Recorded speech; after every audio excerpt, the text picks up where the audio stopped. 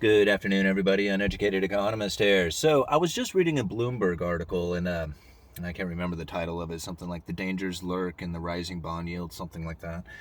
Pretty interesting article, kind of lengthy, but it gets into talking about what's going to happen, or at least the possibilities of what could happen if the bond yields continue to rise. And this is something that I have warned about for quite some time, that as these bonds continually drop into the future, that it's going to create an issue once the yields begin to rise. And people would argue, I would get a lot of comments about it. Now, many of you kind of see this too, but a lot of people are arguing that the Federal Reserve would never allow the interest rates to rise. We'll never see, rising interest rates again. But yet, here it's happening.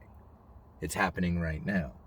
And we're seeing the 10-year rise pretty quickly, too, when you consider that just 6 months ago, the yield on it was half of what it is today.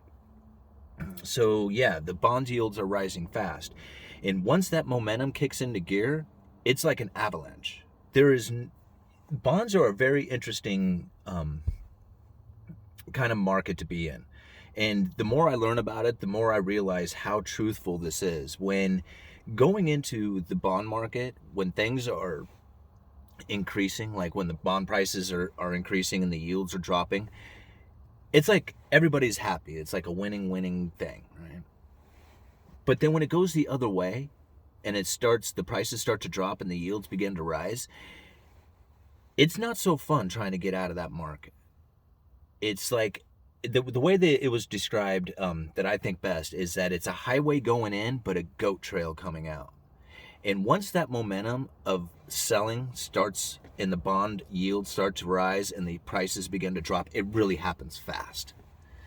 Where the people who are holding are trying to get out as fast as they can. Because the whole idea of purchasing bonds up until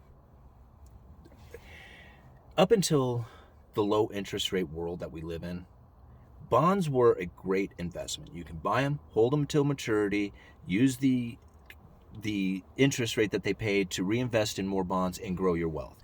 Now interest rates are so low that you really don't get a return on bonds. But they were a very hot item to grab because the interest rates kept dropping and the prices kept rising. So the bonds were a lucrative place to be. As the Federal Reserve was dropping interest rates, people would be able to purchase bonds and then sell them into the future and make a profit off of it. And a lot of people were really enjoying this bond market, including corporations and countries and everybody else. Here's the problem. When it goes the other way, selling those bonds, the future, becomes very difficult and you have to pay a higher interest rate. You don't get to sell them for as much. And the people who hold those things want to get out because interest rates are so low that holding it to maturity means that you're definitely going to lose. So they know they're going to lose, and to cut their losses short, they're going to sell now, and they sell quickly. And once that picks up, it's on. And that's something that we have to watch out for. It's something that the Federal Reserve is watching out for. It's probably one of the reasons. Now, when I think like this, I try not to be like conspiratorial, but it's all about timing on a lot of things. And the stimulus thing has not fired off yet. And they aren't going to do it until those interest rates get to a point where they feel that they're about ready to start doing damage, and then they'll fire off the stimulus. The Federal Reserve will step in, start buying up a lot of quantitative easing program, maybe even increase it. The bond investors out there will see that, try to front run them, and back into the bond market they'll go. But right now, all they see is inflation, because the Federal Reserve has injected that thought into everybody. They're saying, hey, we're going to run inflation extra hot for extra long. What do you think about that? And people want like, oh man, we're going to want more compensation if you're going to hold our money for a longer time. And that's what we're starting to see. See, it was funny. It was interesting. A couple of years ago, I was listening to a Greenspan interview, and people don't like Alan Greenspan. They say a lot of bad things about him and about some of the things that he had done while he was at the Federal Reserve. That's fine. You can have your opinion about it. You can have your opinion about everybody. It doesn't mean that it's good or bad or indifferent. What you got to do is take the information that they use and see how it applies to what you can see today. So you don't discredit everything that Alan Greenspan says, whether you liked him or don't. You still got to listen to what he's saying. So what he had said in this interview that I was watching a while back is that, I forget who, if I can find the interview, I'll try and link it down below. But I had done a video on it a long time ago. But I just remember the person who was doing the interview looked at Alan Greenspan and they were like, okay, so the idea of like rising interest rates into the future, like there's, oh God, how did she state it? She said something about like, since we won't be seeing rising interest rates into the future or something like that. And Alan Greenspan said, wait, what was that? And she says, well, we won't be seeing any rising interest rates until any time into the future.